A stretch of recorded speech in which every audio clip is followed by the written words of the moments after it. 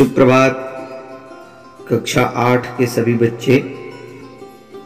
आज वाली कक्षा में हम आपको इसके पहले बताए गए पाठ के यानी 10वीं पाठ शतबुद्धि और सहस्त्र बुद्धि, जिन दो मछलियों के विषय में हमने कल चर्चा की थी, आज उन्हीं मछलियों के प्रश्न और उत्तर के विषय में चर्चा करेंगे।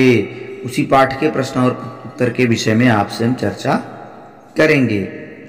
जैसा कि हर बार की तरह आप देखेंगे तो आपकी उत्तर पुस्तिका में आपको मिलेगा उच्चारणं कुरुत च पुस्तिकायाम लिखित, यानी उच्चारण करके जो पहला प्रश्न लिखा गया है उसको उच्चारण करके अपनी उत्तर पुस्तिका में उसी स्थान पर लिख देना है।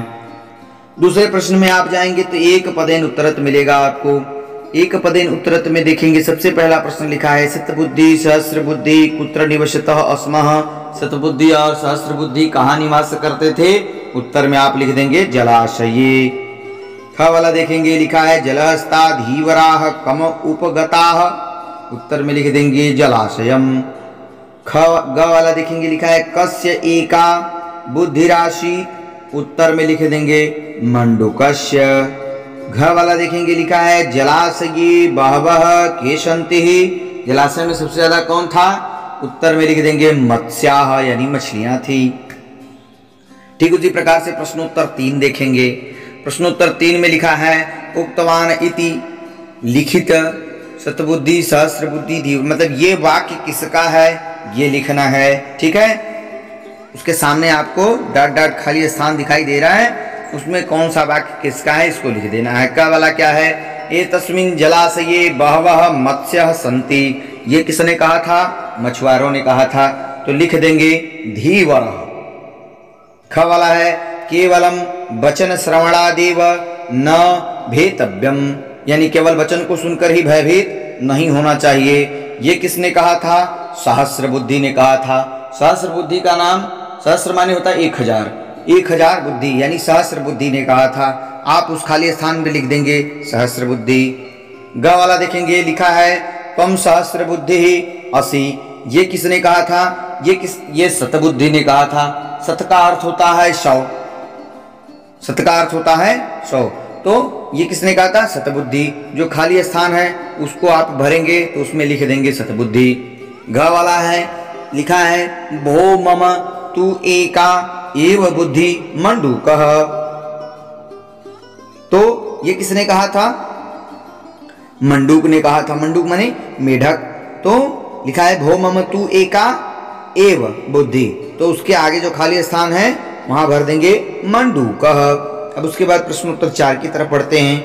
लिखा है मंजूषात क्रिया प्रदान चित्वा वाक्यानि पूर्यत, यानी इन वाक्यों को पूरा करना है। जो खाली स्थान है उसको भर देना है।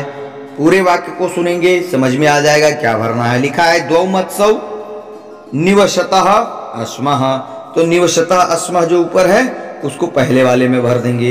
लिखा है फिर ख वाला एको धीवरः। उसके बाद लिखेंगे अवदत, कहीं पर लिखा है अवदत उठाकर यहां पर लिख देंगे ख वाले के सामने। ग वाला लिखा है सोऽत्र जालम।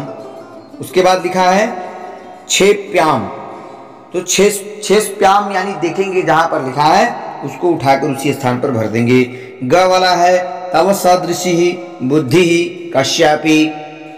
जो खाली स्थान है वहां पर क्या भरेंगे? कश्यापि के बाद जो नास्ति है, नास्ति उठाकर घ वाले के खाली स्थान पर भर देंगे। फिर लिखा है अंग वाला अहम त्वं सुबुद्धि प्रभावेण। फिर डॉट डॉट है तो उसके आगे क्या भरेंगे? रक्षस्यामि। जो रक्षस्यामि लिखा है उसको ग वाले के सामने लिख देंगे, अंगा वाले के सामने। अब इसके बाद आप लिखेंगे लिखा हिंदी भाषायाम अनुवादम कुरुत। अब हम सभी लोग मिलकर जल्दी जल्दी हिंदी भाषा में अनुवाद करेंगे। जो संस्कृत में लिखा है उसी का हिंदी रूपांतरण करेंगे। अनुवाद करना यानी एक भाषा को दूसरे भाषा में परिवर्तित करने की क्रिया को हम अनुवाद कहते हैं। यानी जो संस्कृत भाषा है उसको बदल के हमको हिंदी में करेंगे तो वो अनुवाद हो जाएगा।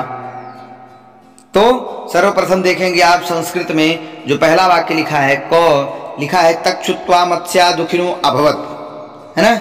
इसका अनुवाद क्या होगा? यह सुनकर मछलियां दुखी हो गई। ख वाला है अहम त्वम सुबुद्धि प्रभावेण रक्षिष्यामि, यानी मैं अपनी बुद्धि के हिसाब से तुम्हारी रक्षा करूंगा।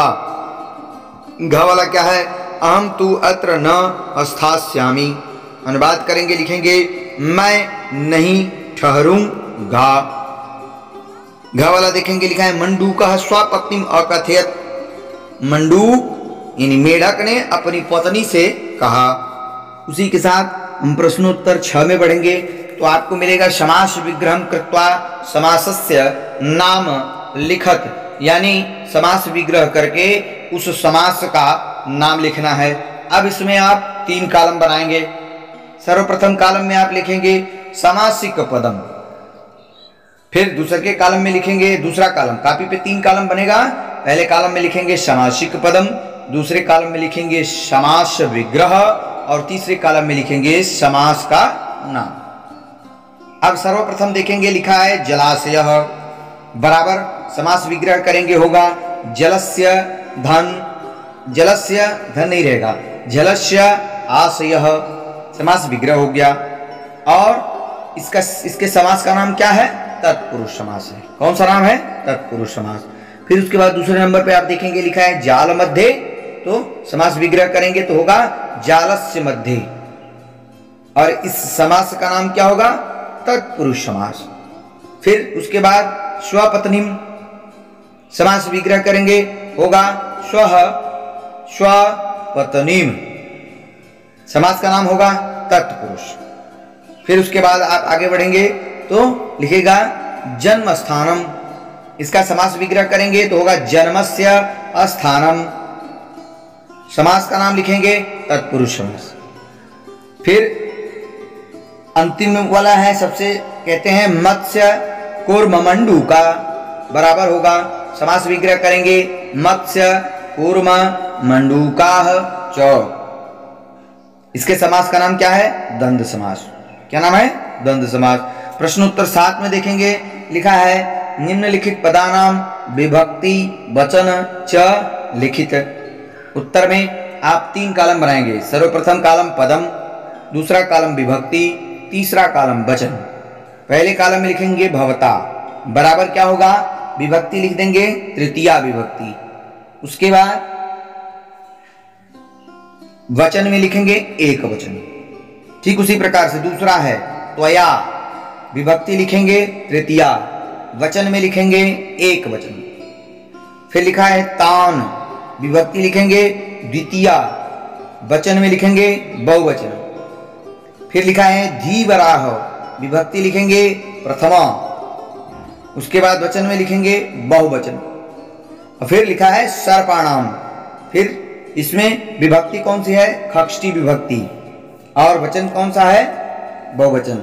देखिए विभक्ति 7 प्रथमा द्वितीया तृतीया चतुर्थी पंचमी खष्टी सप्तमी, संबोधन को प्रथमा से जोड़ दिया जाता है, इसे हम विभक्ति कहते हैं। वचन हिंदी में 2 वचन होते हैं, एक वचन और बहुवचन, लेकिन संस्कृत में 3 वचन होते हैं। एक के लिए एक वचन, 2 के लिए 2 वचन, 2 से अधिक हैं 2 से अधिक 3 या 3 से अधिक के लिए बहुवचन का प्रयोग होता है। ये विभक्ति और वचन होता है। इसी के साथ ये प्रश्नोत्तर जो है आज का समाप्त होता है। फिर उसके बाद लिखा है सबसे अंतिम शिक्षक संकेत, यानी ये आपको जानना चाहिए वाहनों का नाम संस्कृत में। ठीक है, तो वाहन का नाम जैसे क्या है संस्कृत में, एक तरफ वाहन है और एक तरफ जो है उसका नाम है, मतलब एक तरफ हिंदी में लिखा है एक तरफ संस्कृत में लिखा है। तो गाड़ी लिखेंगे शकटः या शक्ति। फिर साइकिल, इसका संस्कृत में क्या होगा द्विचक्रिका। फिर बैलगाड़ी क्या लिखेंगे गंत्री। फिर हवाई जहाज क्या लिखेंगे वायुयानम या विमानम। फिर जहाज पानी वाला जहाज तो लिखेंगे ओतः या जलयानम। ये संस्कृत में इन वाहनों के नाम हैं। इसी के साथ ये पाठ और इस पाठ का प्रश्नोत्तर समाप्त होता है। आप सभी बच्चे इस पाठ को सुनकर उसको अपनी उत्तर पुस्तिका में सावधानी पूर्वक लिखेंगे। धन्यवाद।